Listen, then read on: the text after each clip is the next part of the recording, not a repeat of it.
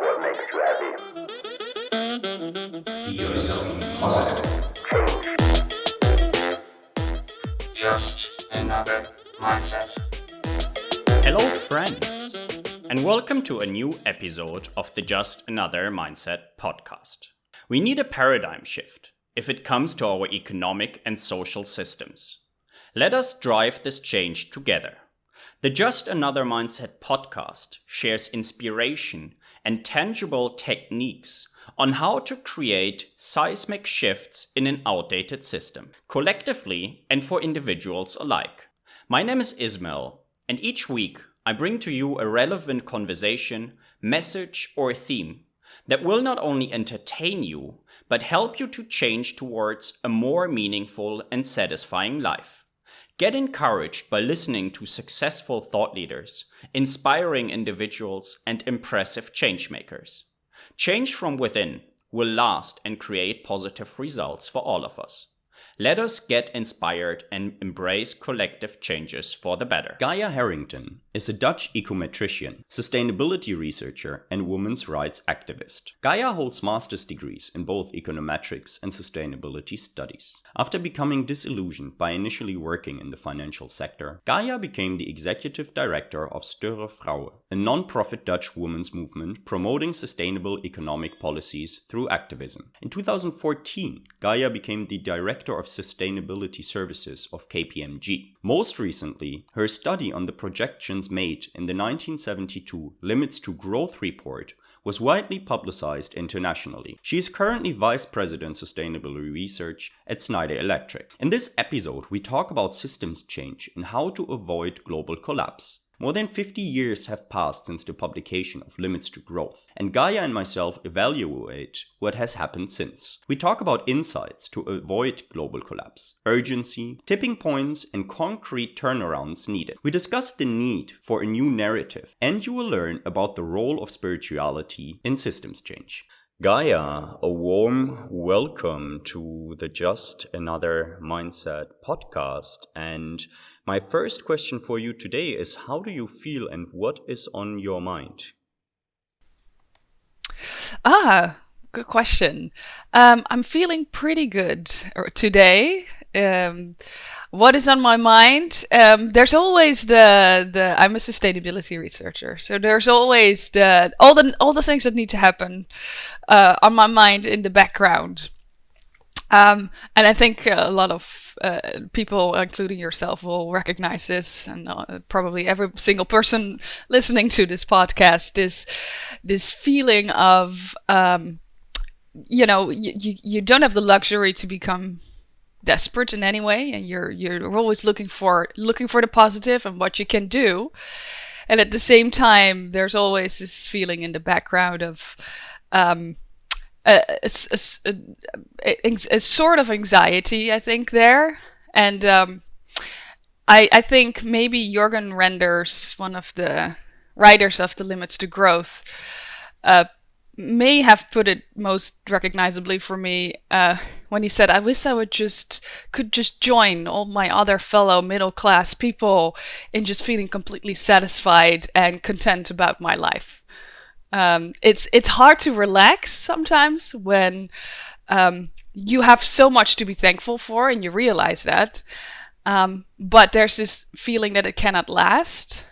And I realize we're jumping right into the meat of it. So sorry for that. It was just an introductory question and we're going right into it. But I think that's the key, right? We're talking about, if you talk about sustainability, really what it means is how can we not just survive, but thrive within ecological limits.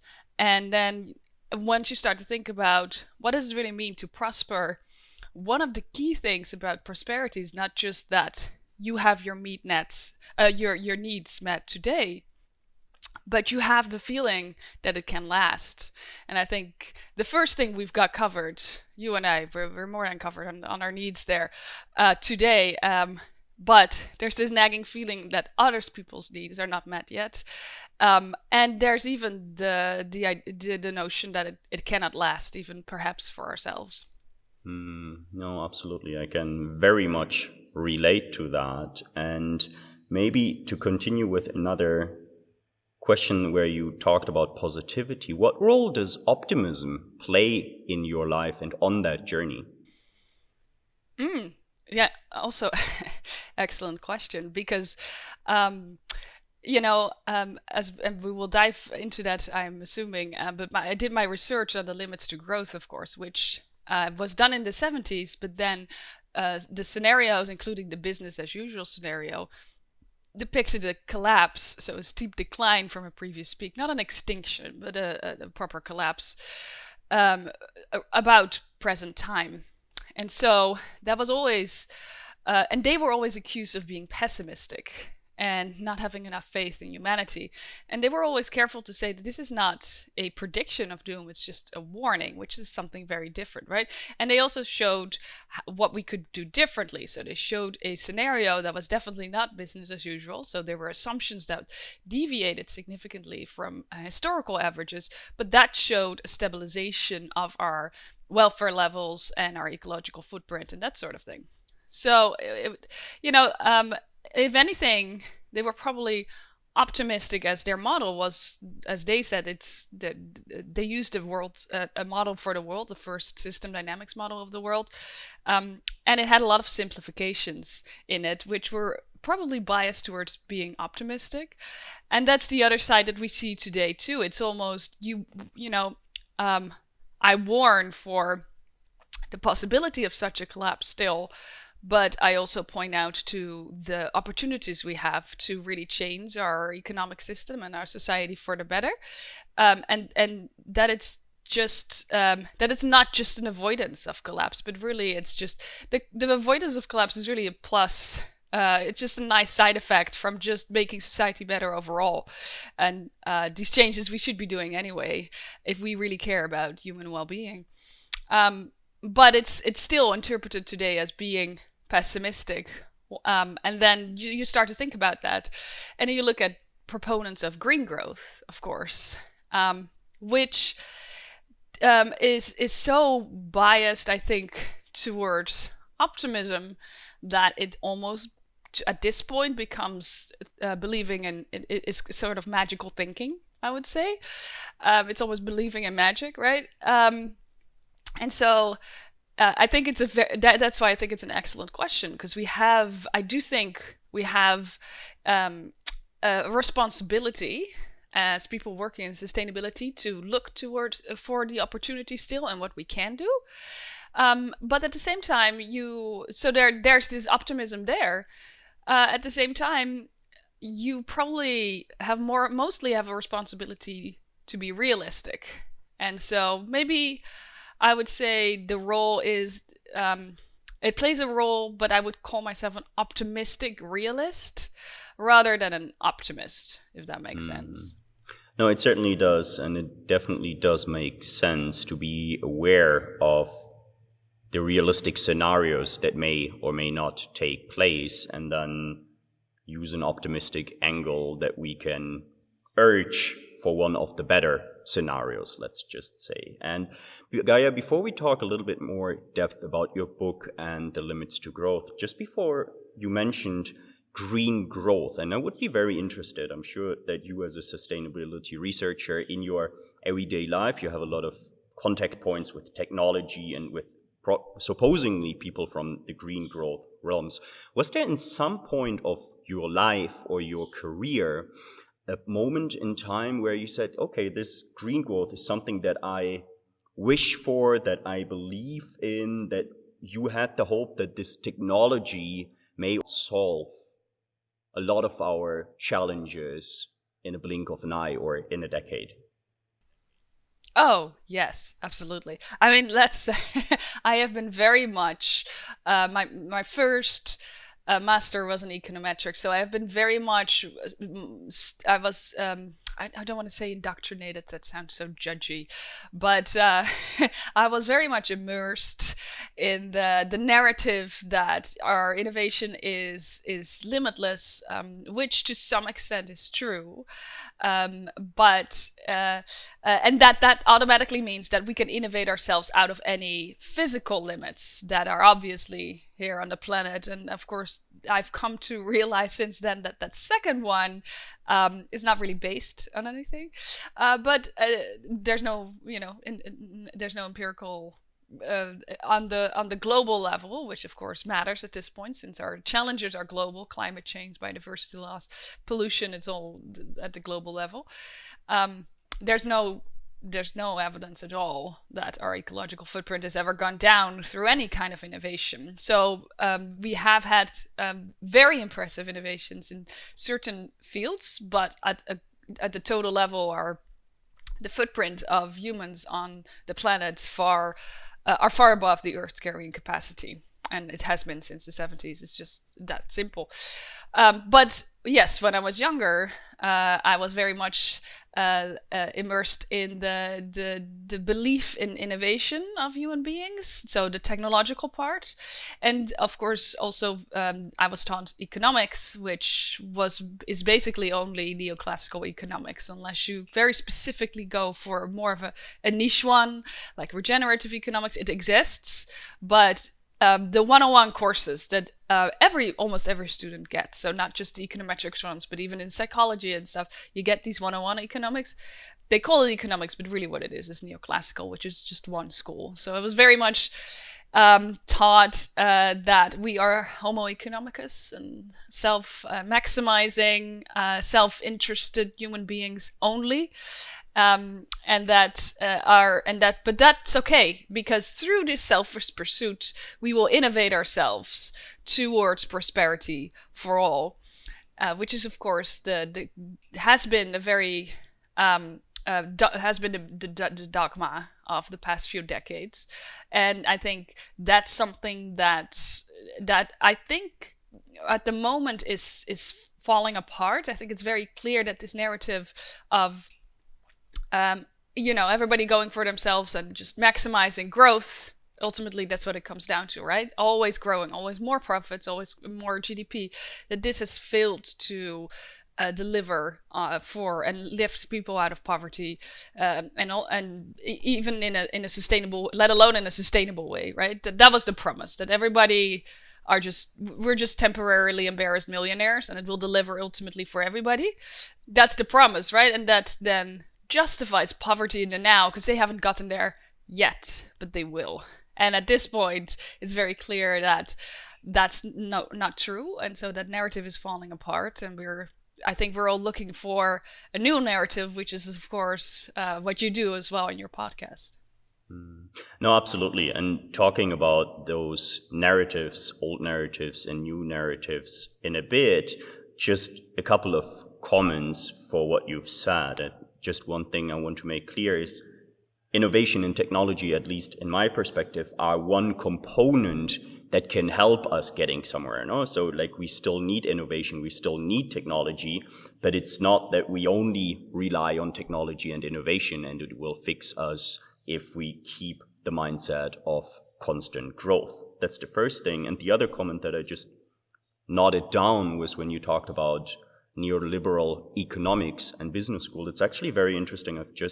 I am just starting a course which is called Post-Growth Entrepreneurship, Train the Trainer, where we have a couple of people from all over the world coming together who basically will shape a new narrative, a new way on how to envision, but then also teach post-growth entrepreneurship. Because as you said, doesn't matter which business school you go to, most of which will teach you the hockey stick, the nice hockey stick. So you gain some capital from somebody else. You then invest it right. You're going to scale out of it. You're going to be a millionaire. If you're lucky, even a billionaire. Then you just get out of it and boom, there you go.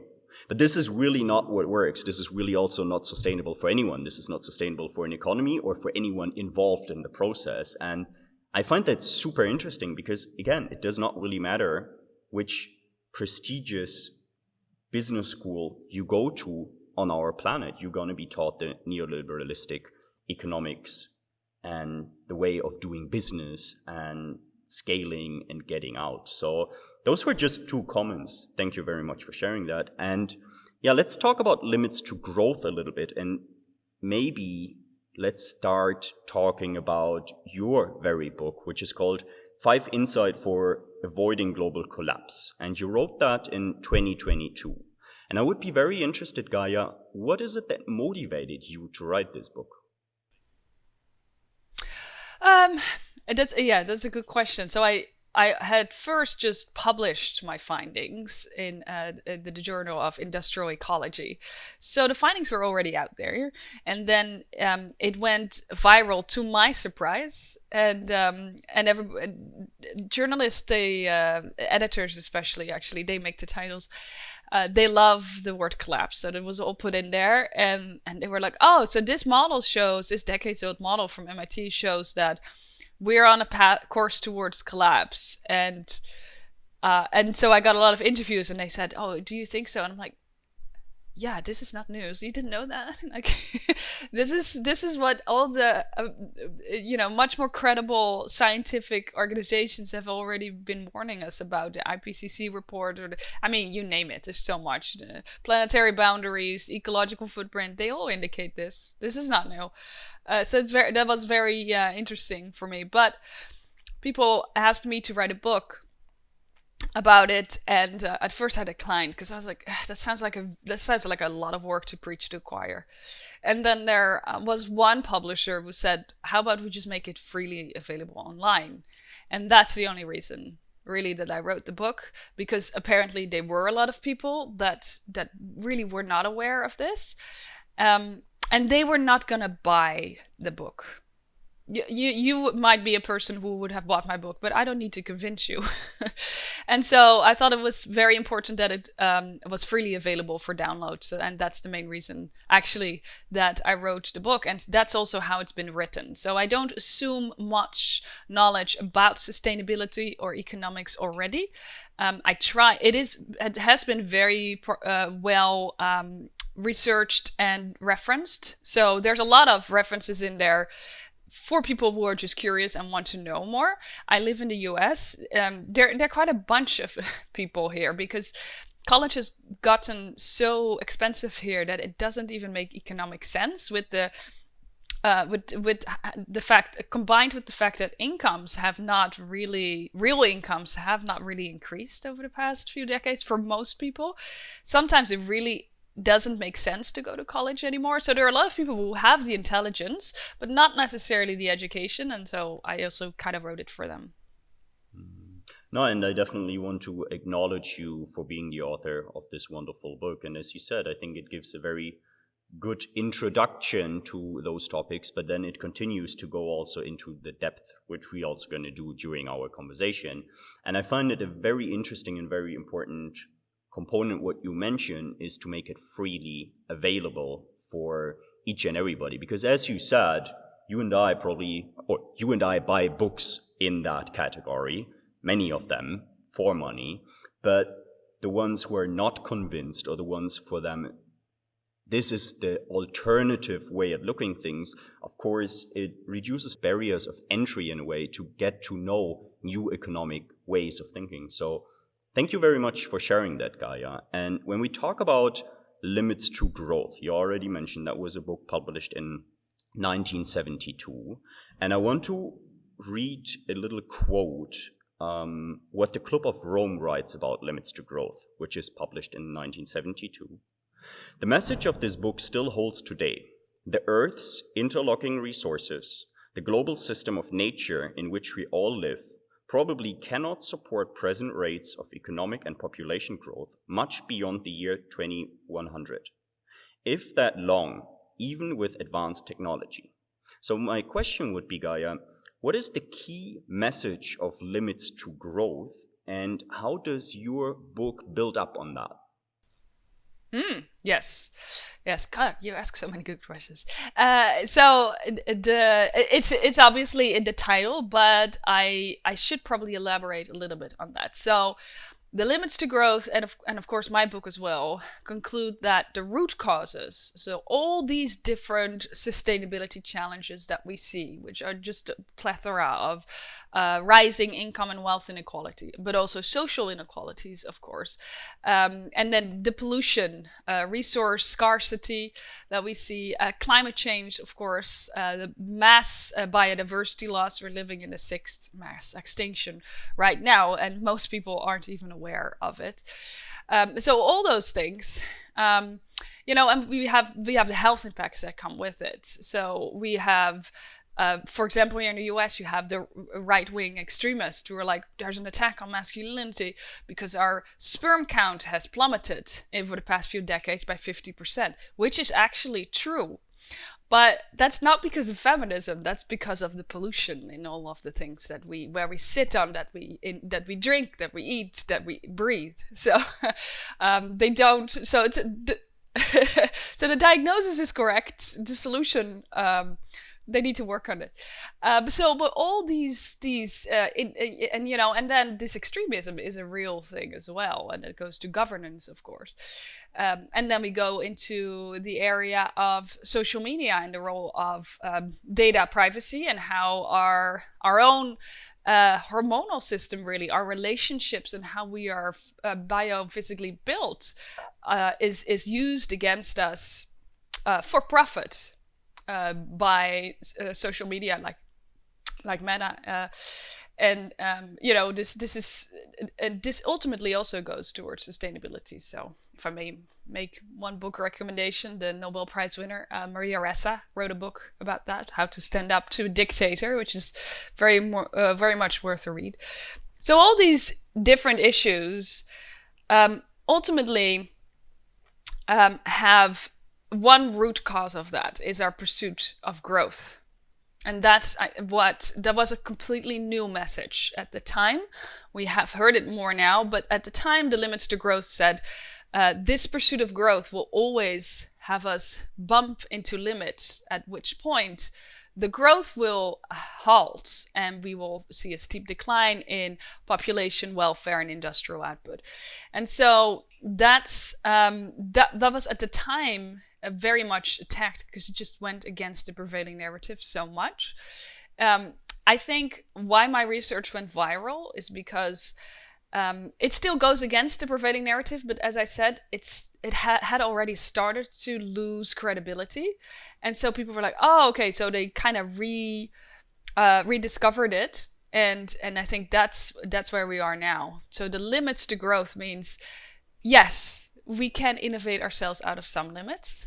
That's an often missed part of the title of the book, the S, the plural. We can innovate ourselves out of one limit, but in a closed system like our society, like the world, we will then bump into another limit. So a great example is, for example, at the time in the 70s, the people were more scared of resource scarcity. They said we will run out of oil and gas. And it's true that since then, it turned out to be more abundant than people thought in the 70s. But of course, so we innovated ourselves a little bit out of that because we discovered how to go deeper and extract from more dispersed sources. But then we have a new limit in the form of greenhouse gas emissions and other forms of pollution. And that will always happen. So even if we innovate ourselves out of that, which so far we're not doing, but even if we did that, we would bump into another limit.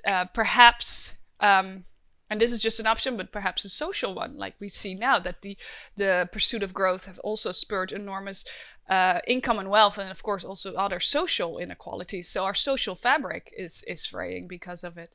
And you will always have this as long as you hold on to the pursuit of growth.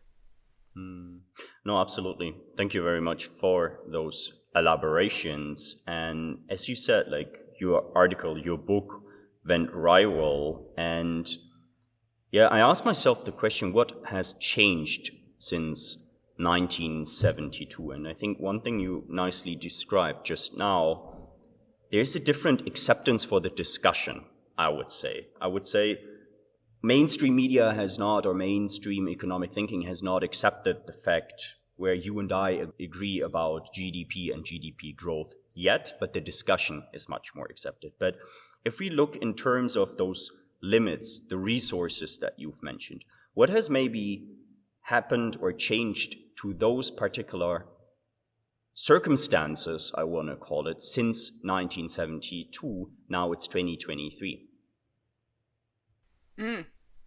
Yeah, let me first say that I agree with the point you made earlier, by the way. So technology will be it will be indispensable. It's an indispensable part of the solution, but it's not, technology is just a tool. So it's very interesting to me how things have, just to put it simplistically, humans used to have faith in religion, in higher power, and that kind of went away.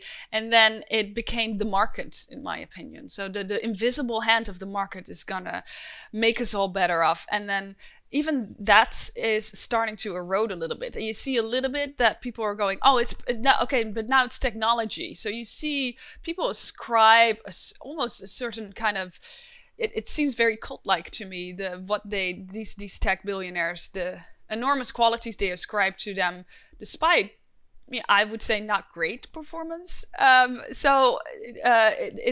think it's all very similar. So ultimately, it comes down to, I guess, a very humanistic idea in that sense. That, but I would call it a more mature attitude, really, where we're like, nothing's going to come save us. Yes, we need financing. We need the technology. And we also, we need some spiritual aspects too. We need that too as human beings. But none of that will deliver us. We have to do that ourselves. And I think that's really the mindset shift, where we rethink who we are. We redefine who we are. We're not Homo economicus. We are way more complex and way kinder than that guy could ever be. And so we have to redefine who we are, and then, given our unprecedented power in history, what world we want to live in, because it's up to us, and then what our role will be in that world. And so far, the lack of an answer to those questions has given us this, which is clearly, I think, not the best world we could live in. We still have time to shift that around, and I would argue a much better narrative for who we are is a much more complex person. I personally like the Homo duplex one, where, yes, we absolutely are quite selfish in certain circumstances. When our physical needs are not met, when we're hungry, don't talk to me when I'm hungry. When I skip lunch, I'm not having this conversation without something to eat. So, when we don't have a roof over our head, obviously, we are selfish and very short-term thinking.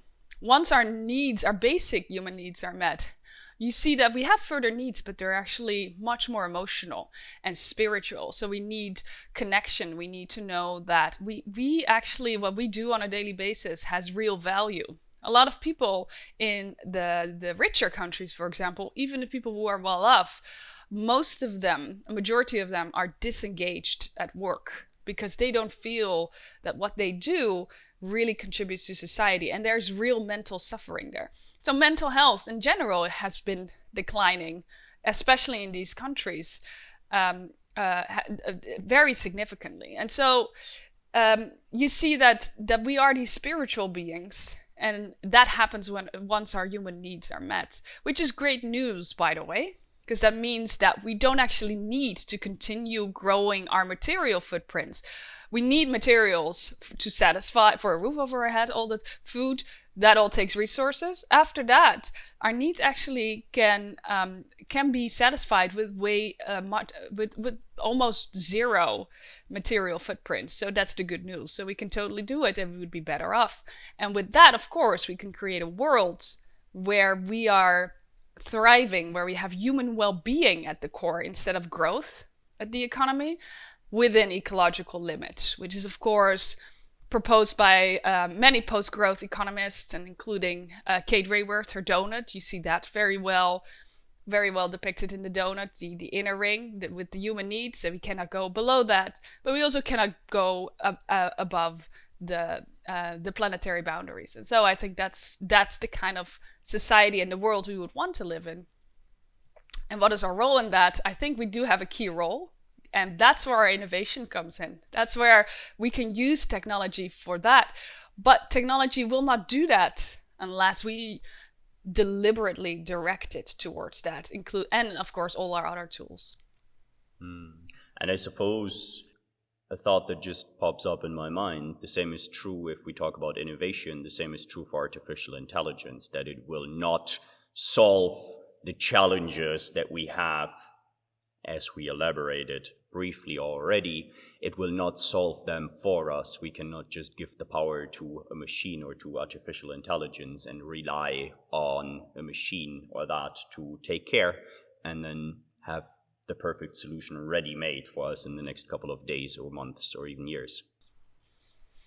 Correct. Yes, it's just a tool. And, if we set the goal of, if Facebook, when it was warned many years ago already by people, dictators are actively using your algorithms to seed disinformation. They could have chosen to say, okay, how can we turn this around and create a social media that actively repairs our social fabric? And they chose not to do that. And I don't know why not, because I was not present in any of those discussions. But my take is that ultimately, again, it goes back to the growth pursuit, right? They chose profits over societal priorities. And I think that will always keep happening unless we replace the ultimate goal of our economy from growth towards human well-being within ecological limits. No, absolutely. I very much do agree, Gaya. And I actually have quite a few follow-up questions. We're definitely going to talk more about spirituality. We're definitely going to talk more about well-being and well-being economies in a way.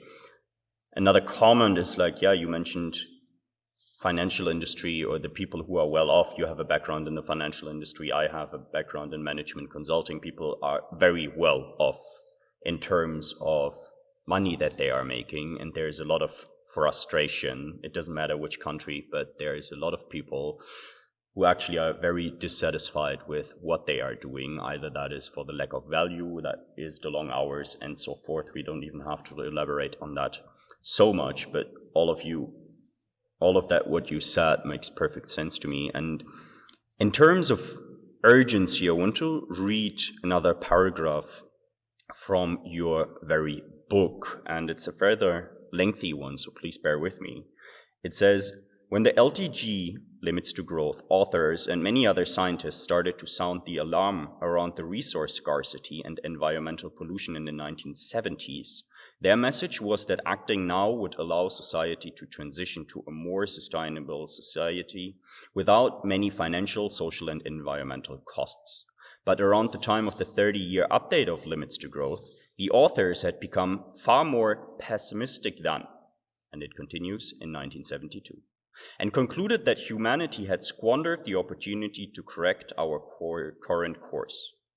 This environmental crisis on the one hand and social crisis on the other hand are today's twin key converging challenges. These two macro developments result from the structure of our society, themselves resulting from our vision for humanity. We will not reverse them by tweaking at the margins of our structures, certainly not in the little time we have left to act. To make the transformational changes we must operate at the generative level. And my question would be, Gaya, what are changes on the generative level that we must create, and how can we do that? Yes, so that goes to the iceberg of systems thinking. So if you look at events, most people look at events. If you see a post on Facebook, say, of a news event, that event, let's say a mass shooting, that's an event. And a lot of people, those are very visible. And so that's where our attention goes to almost automatically. But under those events are patterns. So these are created in a certain way. But where do those come from? That's the next level, deeper down in the iceberg, the structural level. So for example, one solution to, let's say, mass shootings, which show a definite recurring pattern in the US, would be better gun laws. So that's at the structural level, right? That's how you shape how a system works already. But there are two deeper levels still on that. And one deeper is our mental models, how we think the world works. So that's where the Homo economicus resides, for example, our idea of who we are. And then, but the generative level is the deepest level there.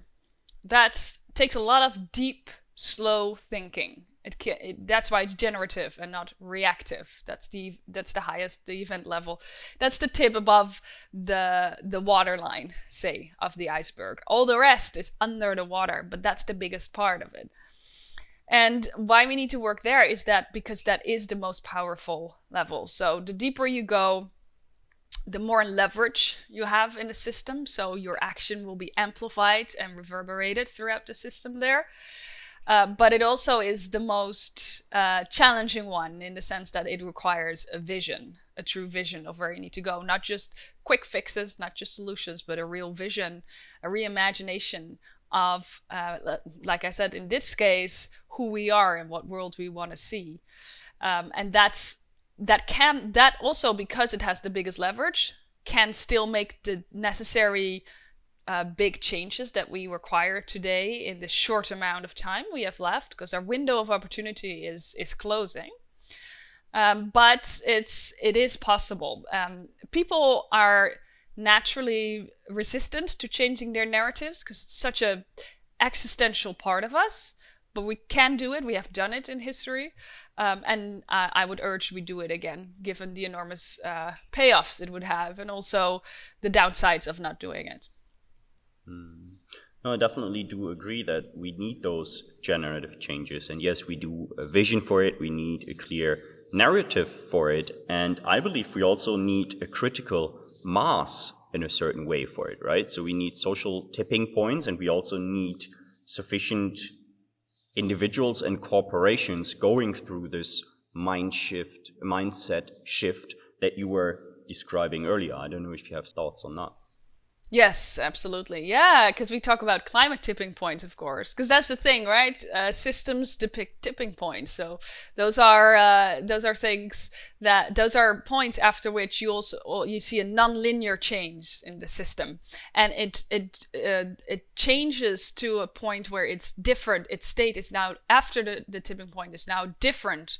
And its behavior is different, structurally different than it was before. So it's not just a sudden change, it's the entire system changes and typically cannot go back.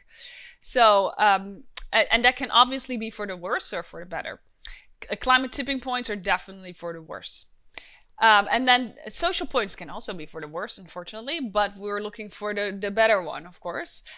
What you see is with tipping points, what may be important to remember for the people listening to this podcast is that you don't need the majority of people for a tipping point. So you definitely need a critical mass, and it varies widely. Don't pin me down on this, but the ballpark figure would be 25%.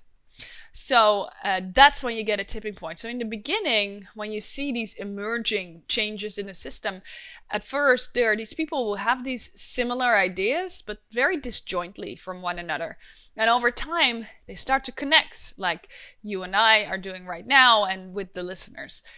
And then the networks become more dense. And at some point, you get to this 25%. It grows, it gets more dense, it gets to this 25%. And the social tipping point, then the system change, becomes self-reinforcing. Only then does the majority come along. And that's something that I say sometimes to people because as we started this podcast, like I said, it's easy to sometimes feel like it's too much and there are too many people who don't share the narrative. But it's okay because you don't need the majority for the system's change.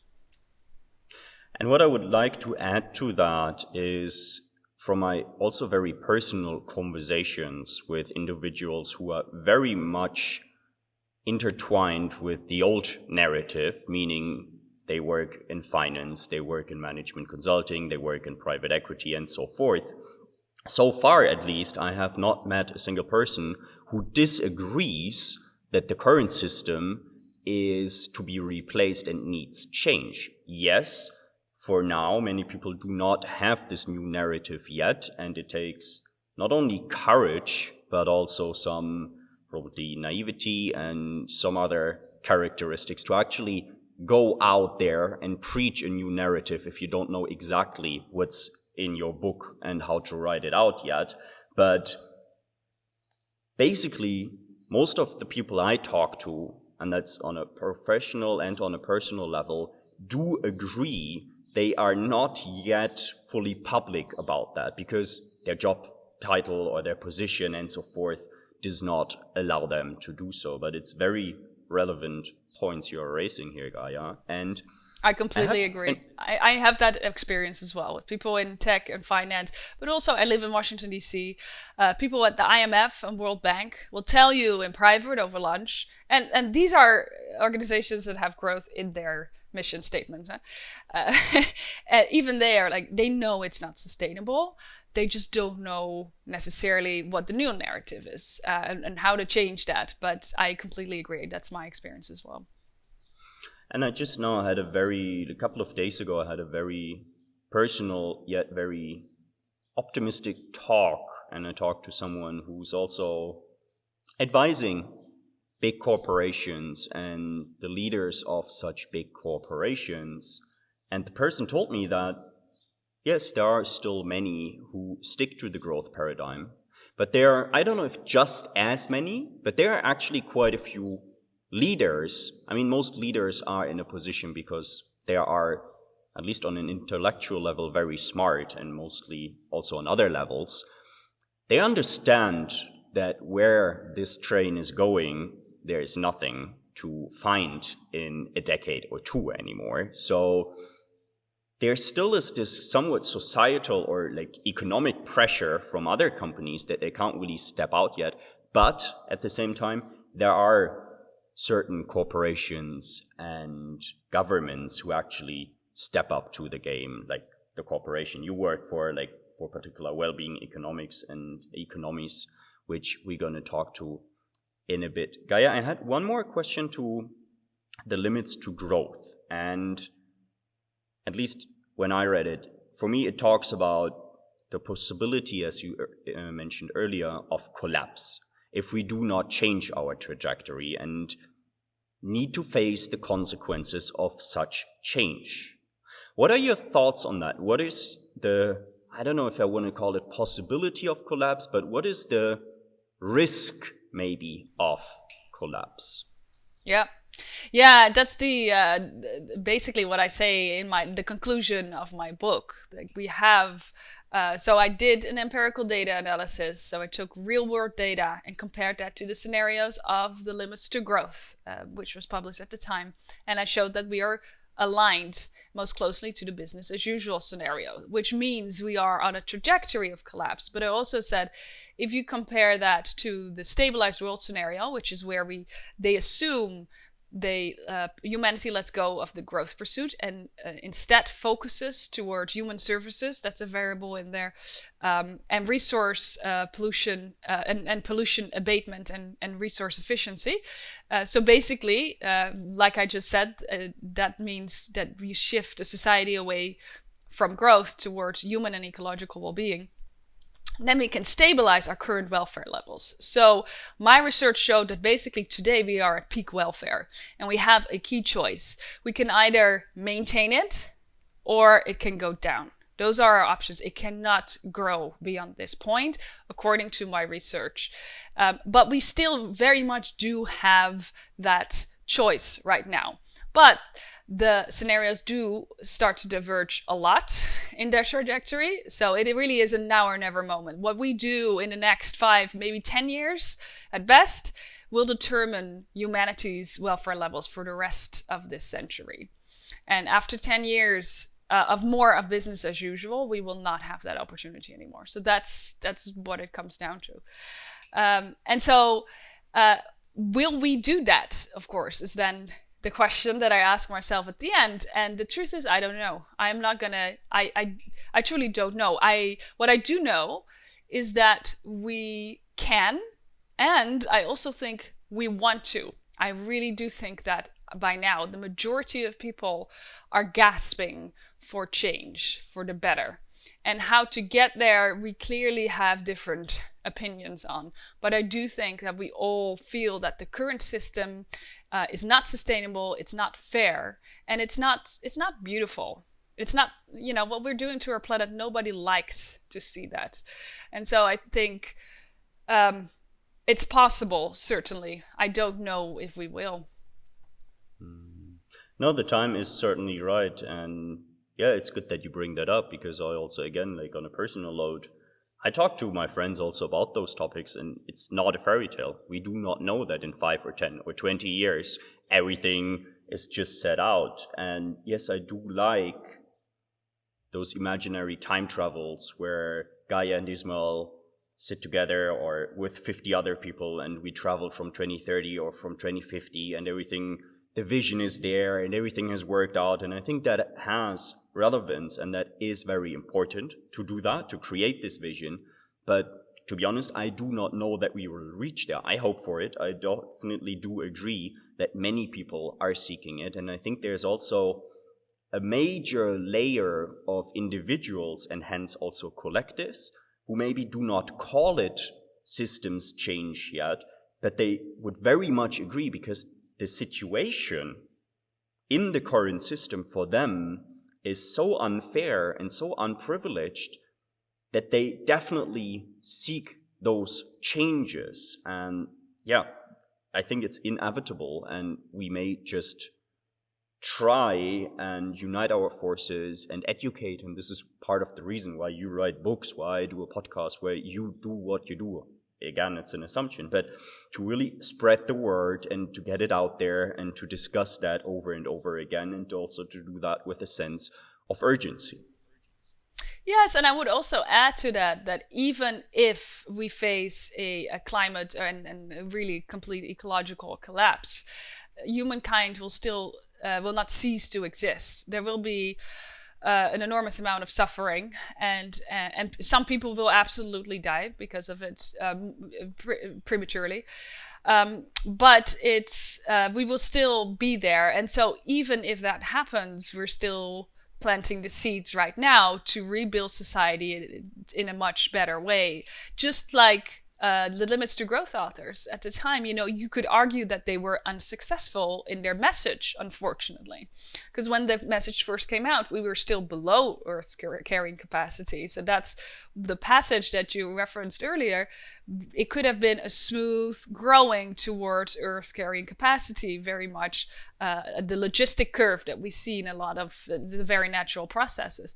But now we are already above it. And so what you then see, and what is unfortunately also a very naturally occurring process, is an overshoot and then a collapse below the carrying capacity. That's a possible scenario, unless we manage with our innovative capabilities to bring it down deliberately in a more managed and just transition, which of course, again, that's what we're arguing for.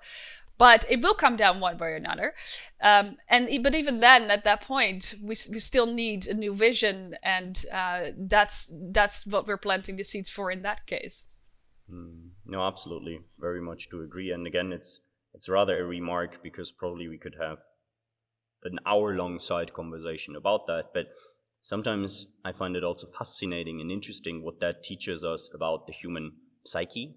So what is it that we need to face in order to grasp something, understand something, and then take action? But again, this is, I guess, a whole lot of a side conversation. And you're talking about those seeds, and I want to use another quote here from your book. And you write that there are many ways towards achieving prosperity, but the analysis by the COR indicated that these turnarounds are an absolute minimum for the required changes in the global system. And you list 5. It's energy, inequality, poverty, food, empowerment. And I would like to talk with you about those 5 turnarounds, the current state, and your thoughts on them in the near future. And we may go through one after another, or you have a broader perspective that you would like to share with us on those 5. Yep. So this was, thank you for mentioning that. So this book was originally commissioned by the Club of Rome, who asked itself the question about the persistent problems of humankind. So just like I laid out earlier, they're like, how is it that despite all our progress, we still see all these persistent problems of poverty, pollution, conflict, disease? What is there a root cause? And that's when they asked these MIT scientists to come up with this global model, and of course then they found the answer. And so that's that Club of Rome still exists today, that group of thinkers from around the world. They first met in Rome, hence the name of their organization. But they're very much a global society. And they, last year, 50 years after The Limits to Growth was first published, they brought out a new book. And in that, they based on a new world model, this time with tweaks, well, I wouldn't say tweaks, like significant changes. For example, including different regions and including inequalities, which was absent in the first one, which again is one of the key reasons it was biased towards optimism. So there was only a global average citizen. And so we have this, based on this new model, the Earth for All published a new book, and they analyzed what leverage points there are in the global system now that we need to working to get this transformative change. Because again, the biggest challenge might just be the limited time we have left to act, and so you need to work in leverage systems. So very much the mindset that I just mentioned, but they said if you want to be more concrete about, let's say, specific sectors, specific issues, these are the 5. And so the ones that you mentioned, it's very interesting. I think that's another key challenge of this enormous task that we have. It's not just environmental, because environmental we would be able to solve with technology. This is why technology won't solve it just for us, because it's also very much social. So 2 of the 5 turnarounds are environmental: energy and agriculture. So that makes a lot of sense. Energy, I don't even need to explain. We all know we need to shift to renewable energy, and we need to be way more efficient with everything. So, but then we also, and electrify everything, of course. Agriculture is also incredibly destructive right now. It's the #1 sector driving the mass extinction that we're seeing right now. And it's still, it's causing desertification, and we have a finite amount of land. I think we can all agree on that. And so if we're reducing it while the population is growing, we're gonna have an issue at some point delivering food. And indeed, hunger rates have recently started to increase again. So they had they bottomed out several years ago, and since then there's been a slight increase again. So those are the 2 environmental ones, and the other 3 are social, and that's very interesting. And the Club of Rome in that book argues we will not make the energy transition if it's not just. So really what we need, arguably what we would need to focus on first is reducing income and wealth inequalities within developed economies and really countries around the world. So income and wealth inequality within countries is a key obstacle to making any kind of transformative change that we need, and also really that the majority of people want. The other one is poverty, which is which refers to inequalities between countries. So the difference between the rich countries in the world and the poorest ones, that needs to come down. It's just you will never have a stable world if there's such a, because it's even worse. The income inequalities within rich countries, enormous as they are still smaller than between countries. So we need to do, so we're talking there about reforms to the IMF and the World Bank, etc., amongst many other things. Also probably sharing of technologies with people that cannot afford to pay for it. And then the third one is gender equality, mostly, which is another leverage point. And, with all these changes, we need everybody on board, so to say. And so it stands to reason that you don't want to underutilize half of the population. So there's that aspect. But really, I think also what it comes to is go back to the mindset. Because if you go through history, And historian and systems thinker Rihanna Eisler, for example, has documented this quite well. You see that when you have societies that are more egalitarian, especially when it comes to gender relationships, the entire way we govern and we organize our society is different. So there's more equal sharing, there's more attention for caretaking, and for the environment. It just seems to work that way. So it's not just like, hey, we need all hands on board. It really also goes to that necessary mindset shift that we see. I think in your book you also talk about the dominance and partnership. Yeah, dominance and partnership mindset. And thank you very much for the elaboration of the 5 factors. I think that makes very good sense. Another comment rather is a prior podcast guest's, and I suppose common friend called Benjamin Castillo, also talks about this environmental tunnel vision, which is exactly what you describe. I mean, if we now focus on one thing, we may even fix this one thing, but it will just, I don't know even what the right word is, but break the other. We will bump into another driving limit. factors. That's exactly. We will bump into other limits, and we will break our chances to deal with those limits. And Gaya, I would like to use that a little bit like for a segue. And we talked about well-being earlier, and we talked about mindsets earlier. And in your book, you also talk about our flawed economic mental model. I think we have discussed today sufficiently what our flawed economic mental current model is. And we've also touched ground a little bit on the mindset and why that is so important, this mindset shift. And a question that came to mind is, why are narratives so important and strong for humans? Yeah. It's how we make sense of the world. It's such a strong part of our identity. And that's, again, why we're so resistant to it. We can redefine ourselves, but it's deep work. And that is so interesting about systems change. We talk about, we started this conversation with technology. And then we're expanding it, and we're like, no, it's really the bigger system. And it's not just environmental, it's also social. And then you end up realizing that systems change is so deeply personal. That's really where my journey has led me. And you can't do it without doing that personal re-examination first yourself. And that's why I end my book, for example, as well, with, if there's anything you take away from this book, let it be this: you are more and better than what you've been told. And I think that's really how the change starts. I think a lot of books, for obvious reasons, very understandable reasons, end with the time to act is now. It's up to you. But I think, people, the vast majority of people reading that will not make many changes in their lives. And I think it's because, again, the change doesn't start there. So we're talking about how we need to redefine our narrative for humanity.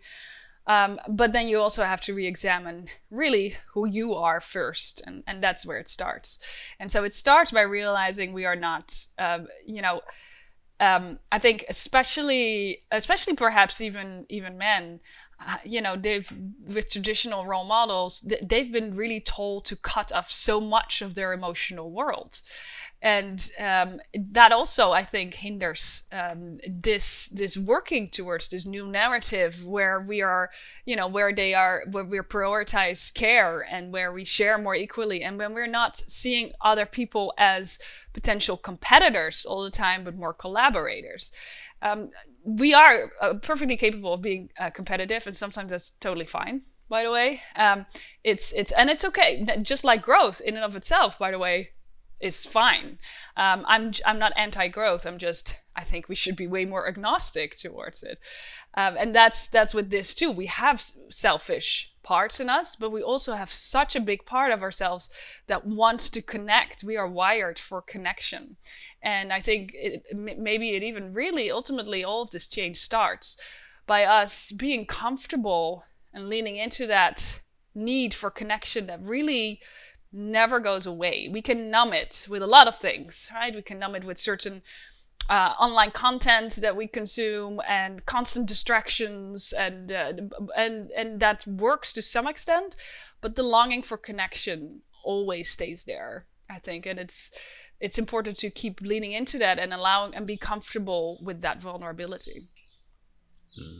No, I definitely couldn't agree more. And again, just a few side comments when you talk about numbing. I think many of the so-called prestigious job holders are very good at that numbing. And as you said, we can do that with online content, we can do that with males, with females, with anything.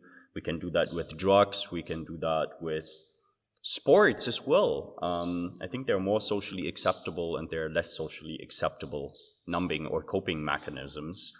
And this inner journey, and that will cue up into a question, is one of the reasons why I have this Just Another Mindset podcast, what we've also discussed in our pre-talk. There are those two components, because I believe very much that the inner and the outer transformation are so much intertwined, right? So understanding yourself best and accepting yourself and appreciating you, Gaia, as a person, with your dominant, but also with your more open, more partnership-oriented components and such, and so many more, I think are a very important one. And on a very personal note, I mean, as we have this conversation, I'm dialing in. I'm currently located in Lisbon, well, 1.5 hours south of Lisbon, in a place called Traditional Dream Factory, which is basically a regenerative co-living place. And I've been here for a month by now.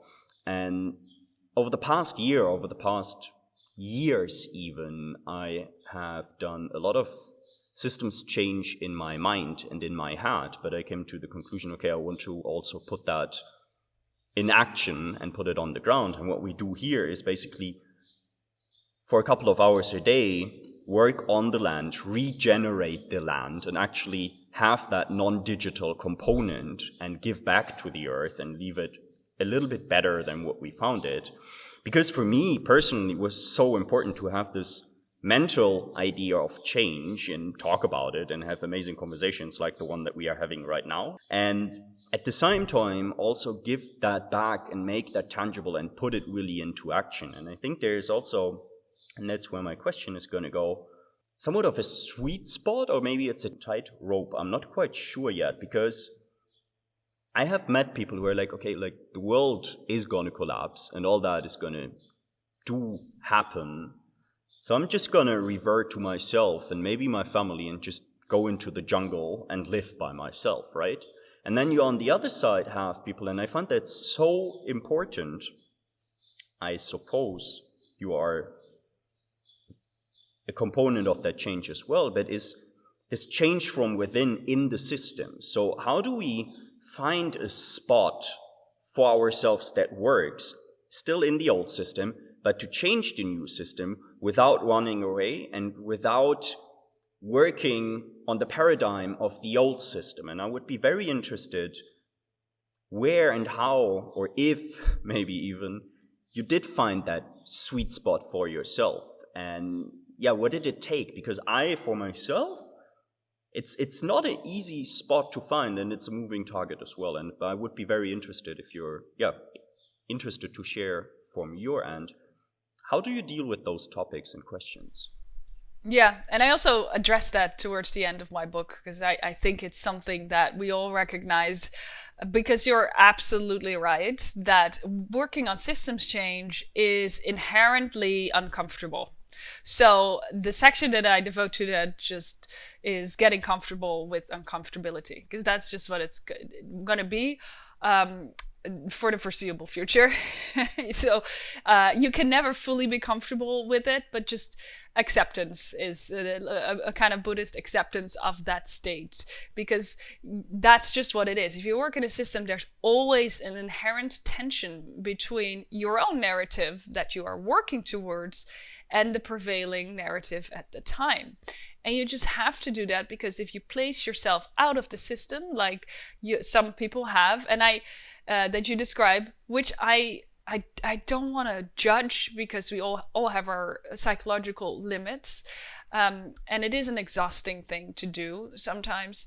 But the truth is that out of a system, you cannot change it. So you're placing yourself out of a system, and that resolves that cognitive dissonance that you have to live with otherwise every day. So I get it. So that resolves that cognitive dissonance for you, but you will also be ineffective in the system that you'd rather see change. So if you can bear it, you should stay in it. And you will need to sometimes take a step back and just rest and replenish, because it is exhausting to have that, like I said, this cognitive dissonance, to have to sit in there all the time. And my advice would just to be, like I said, take your rest, but also connect sometimes to people whose narrative is closer to yours, because that's also important for your well-being. And just remember that even though it feels like that sometimes, you are never truly alone when you're working in a system. There are always people trying to do what you do, even though you don't see them all the time. And so try to keep that in mind as well. No, thank you very much for those words. And I would like to actually use another quote from your book, which I suppose talks in line with that. And yeah, we talked about this change from within. And I do talk a lot about change from within again, also on this podcast. And the paragraph that I would like to read out, because it resonates with me so much, reads the following: I would like to leave some personal advice in case you are planning to contribute to the sustainability revolution in a way that makes sense to you. First, expect and, if possible, accept the tension that arises from working of systems change. You must participate in the system in order to change it from within. But of course, you will not change it if you're completely engulfed with its narrative. You will just maintain it. Doing your part in the sustainability revolution means you will have to work in a system, the narrative of which you don't fully share. This will bring tension with others, but mostly within yourself. For just a taste of this on the social front, take some of the association tests of Project Implicit. And I think we elaborated on that very much. So thank you also for that quote. And there's one component where we said, okay, it's the self, it's understanding yourself. And we talked earlier about spirituality as well. And I would be very interested, Gaya, if you're willing to share your thoughts on that.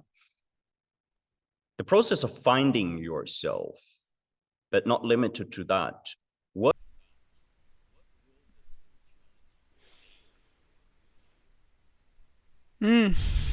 Yeah, I think, so first of all, we now know that everybody has this huge spiritual need.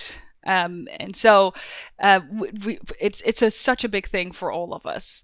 And so I think it starts with recognizing that, because if you don't do that, I think it can be hijacked. So if you tell people that there's only dead matter, then I think you prime them for being these kind of people, for example, that believe in the magical powers of technology, and don't take responsibility really for their own actions and their unique role as human beings in the world. Because we do have this spiritual component, and it's such a big part of us, and it's also what has made us so successful, quote unquote. In some ways, we are obviously the most successful species on Earth, in terms of population and numbers, at least now, and that is because of our unparalleled ability to cooperate. And I think that is the part of that spiritual level. How on earth are we able to collaborate across the globe? It's because we're this open. It's because we can share a spiritual narrative together, and that creates enough trust for us to collaborate without sometimes ever having met in person. There's absolutely no other animal that can do that, that does that. I don't know if they can't, but they don't do it. So I think, our spiritual needs are our biggest, are our key vulnerability, but it's our key strength. And in the toxic masculine norms that I referenced earlier, vulnerability is the same as weakness, but of course that's not the case at all. And so our spiritual needs are very much arguably our biggest strengths. So I realize that to some extent, at least. So it's a big part of who I am, and that's part also where I keep the strength from continuing on this path from, because like I just said, just like I think everybody listening to this podcast has had this desire to just buy a house somewhere in the middle of the woods and just disconnect and live your own little sustainable life. I think at least at this, just personally, again, I don't want to talk for anybody else, but personally, I feel I have a moral obligation to keep connected to society and trying to work on that systems change, and that comes from my spiritual inclinations. One comment that I have on that, and thank you very much for sharing that, first of all, is this obligation also do not make that too much of a burden on your shoulders, holding you back, right? And also focusing on the action that you can actually take. And that is, I can only speak for myself, but I suppose there are many other systems thinkers out there who actually put a very heavy burden on their shoulders, which we can then maybe or maybe not link with the ego. Where does it come from? That's a whole different conversation. But also understanding what is your impact, where do you make your impact, and where can you make your impact? And then also focusing on another podcast guest, Gijs, said it very nicely, focusing on your micro environment and connecting on the macro environment with people who do something similar on a different level. And micro environment can be 5 people, it can be 500 people, it can be 5,000 people, and could also be 5 million people, right? It's not about micro is only 5 people or your hut in the bush somewhere. But taking off that burden that Gaia must save the world, that Ismael must save the world. But as you said, the cooperation of many individuals, like-minded individuals, may or may not save humanity anyways, because this is what we are so good at, even if we have maybe forgotten, because we're entrenched in this individualistic narrative, male dominance, as you called it. But I think going back to the belief that we can cooperate and that we have this spiritual connection is something that helps me tremendously as well. So thank you very much for sharing that, Gaya. Yes, and thank you for that, because I fully agree. It's very important to not feel that too much on your shoulders, because what we're striving towards is also something that you want to have in your inner world first, right? And part of that is also, what are we going for? We're working towards a society where people are, quite simply put, happier. So make sure also that what you do, you stay happy yourself. If you need to rest, take your rest. That's what we envision for the future society. So by all means, if you want to do that, I sometimes. I think we all have this, but when you're just sitting and not doing and just looking out at the bird, in my case, a bird outside my window in my room, or there's a fox going by, and I'm like, oh, that's fun. When you stare for too long, there's already that voice in the back of your mind, like, you need to be productive, and I would call that internalized capitalism. You always have to be productive, otherwise you're not useful, and it's just sitting there and examining, not even judging it, not going against it, but just examining that voice and go, like, I hear you, I'm gonna stay sitting here anyway, okay, for now. I think just that is a spiritual practice that I think is also useful. And being able to work with those different parts and also accepting them, right? If somebody has told you for a decade or 2 decades or how many decades ever that productivity is the most important norm and what we all strive for, well, then it may take some time to deal with a new narrative and also to accept that, to accept the competitive part in you, to accept the non-competitive part for you, to accept the masculine, the feminine energy, and so forth. So I think that is tremendously important. Gaia, I have a couple of questions that I ask each and every podcast guests, but before we go there, is there any topic or theme that you deem we didn't go into in sufficient depth and where you would like to shine a bit of light? No, not really. Although I think maybe what would be interesting to mention is the part where I go a little bit into our biochemistry, and I would certainly encourage people to read that in my book, or certainly the book that I references there of proper biochemists. But if we're talking about happiness.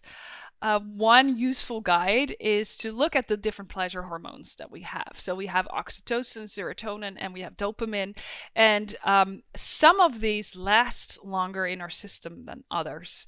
So you have the serotonin is more of a happiness drug. The dopamine is also labeled sometimes as such, but really it's more of a pleasure drug, hormone, I should say. So there's nothing wrong with pleasure, to be clear, but pleasure lends itself much better towards exploitation for consumerism because it's short-lived. So if the ultimate purpose of an economy is growth, the products are going to be geared towards that. Happiness is a state that actually lasts, and once you're happy, you're not a great consumer. So that's great if the goal of the economy is happiness, of human well-being. It's not great if the goal is growth. So you're going to be focusing on a dopamine. So what gives us a dopamine rush? Buying things. Every time you buy something, you get a dopamine rush, but it doesn't last long. That's why you have to keep buying things.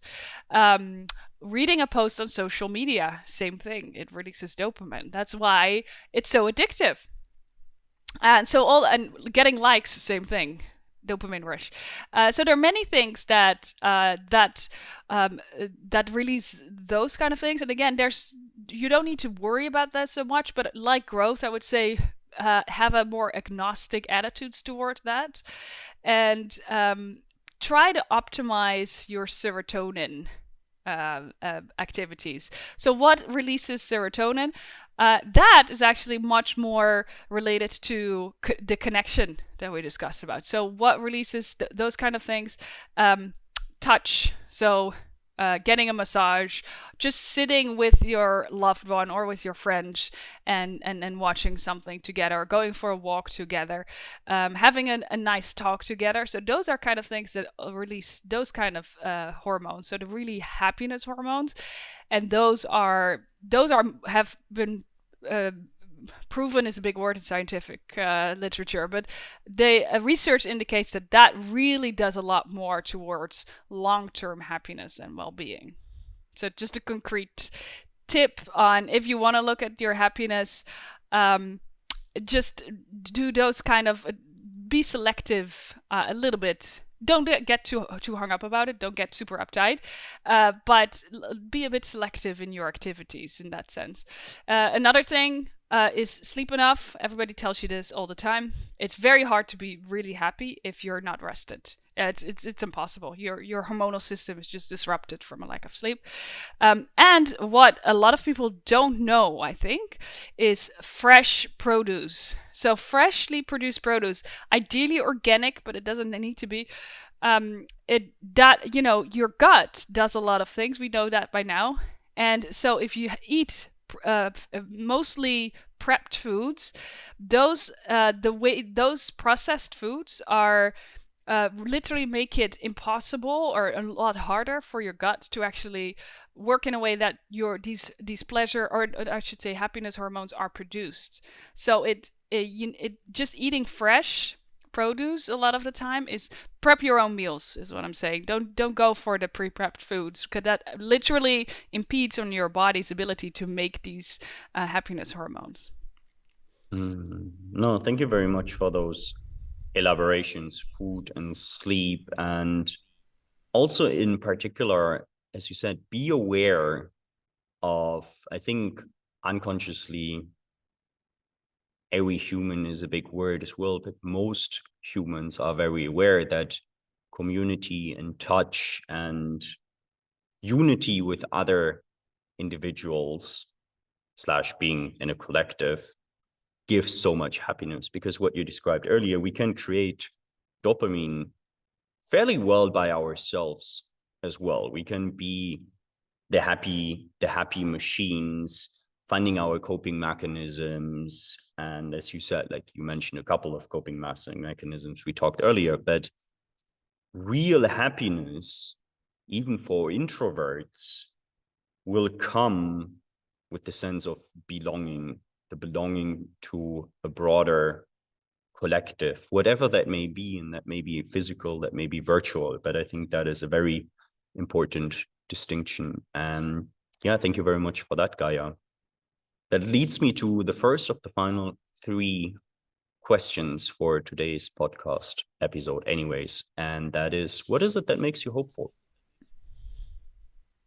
What makes me hopeful is really these talks that I have with so many people, that once you have these conversations, you really discover that, I do a lot of research, and so you read that our needs are universal, etc., and that we are wired for connection, and the truth is that I experience that every time I talk to people about this, and I think that's what gives me hope, that we really do have this longing for a better world, and we really can, we really have that longing in us for not just for connecting, but really leaving the world a better place than we find it.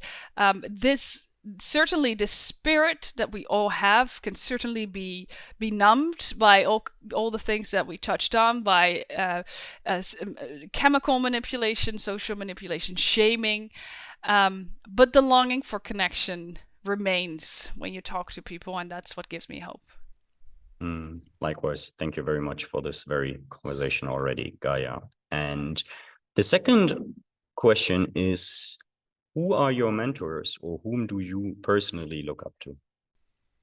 I have so many inspirational people, and I guess most of them have shown in different kind of ways just an enormous amount of courage in the face of adversity. And I think that's what you and I talked about at the beginning and throughout this podcast of, given the truly global, enormous challenges, how do you keep doing what you do? And then I look at these people and I'm like, well, if they can do that, certainly I can keep doing some writing and and giving speeches. I think about, again, so many people, but if we see this, people standing up during, here in the US at least, the riots against racism that we saw, and just the enormous courage, but really also constraint in the face of such a blatant abuse of power, for example, is just is really humbling.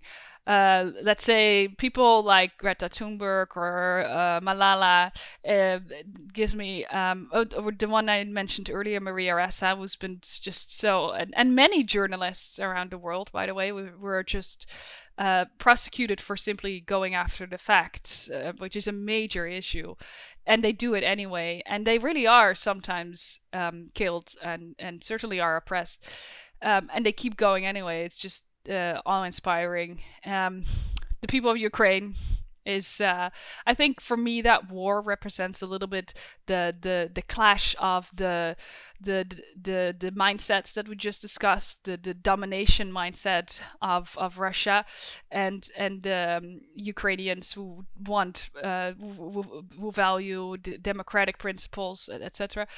The courage of those people is just absolutely baffled me and humbled me. So there's so many people around the world right now that are just so inspiring. I start my book is dedicated actually to environmental and social activists, because environmental activists around the world, especially in Latin America, but really around the world, are just killed at increasing rates. And so I've been called courageous sometimes, and I'm truly grateful for those comments, but I don't think I deserve them because I've never felt unsafe while writing my book. I've never felt threatened, certainly not for my life. And these people sometimes literally are murdered. And so this is like I said in my book, this is a humble salute to your bravery. No, absolutely. A lot of gratitude for each and every social and environmental and any activist out there. And thank you very much for sharing that, Gaia. And that leads us to the last question of today's podcast episode. And it's a rather hypothetical one. I call it the three truths. So I would like you to imagine that you are traveling all by yourself in space for some time. Could be a couple of months, but could even be a couple of years. And after all that solo travel, you encounter a human-like species, but they can only process 3 facts or 3 truths about humanity before they decide whether or not they want to get to know us. What is it that you tell them? Oh, God. Oh, you just sprung that on me right now. I would have to sleep over that question. three things. 3 words or 3 things? 3 truths, 3 facts, 3... Okay, yes. Whatever comes to mind, really. It's truths. open for any interpretation here. Oh, yeah.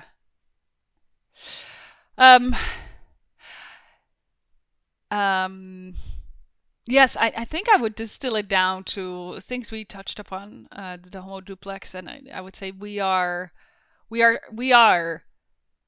selfish when our needs are not met, and we are open, which makes us vulnerable to manipulation, but it also makes us capable of collaborating across the globe. And once our needs are met, we are driven only by almost exclusively by a desire to connect and add real value for everything around us. Gaya, thank you so much for being a guest on the Just Another Mindset podcast. And if there's any final message or note for our audience, it's all yours. It's the final message, honestly, would be the same as in my book. Like, you are far more and better than what you've been told. Gaya, thank you so much. My pleasure. If you enjoy this podcast and learn from it, please feel free to share this episode with a friend or two, and make sure to subscribe to the Just Another Mindset podcast on YouTube, Spotify, and Apple Podcasts. If you're listening on Apple or Spotify, please use the next 10 seconds to give the Just Another Mindset podcast a rating, and know that you will help me to create more meaningful content like this, and also that it will help other people to find this content and get inspired as well. If there is any future topic or guest that you would like to hear more about on the Just Another Mindset podcast, please let me know by leaving a comment on YouTube or sending a mail directly to contact@ismaelwondergarten.com. And if nobody told you lately, be reminded that you are worthy, you matter, and you can achieve anything.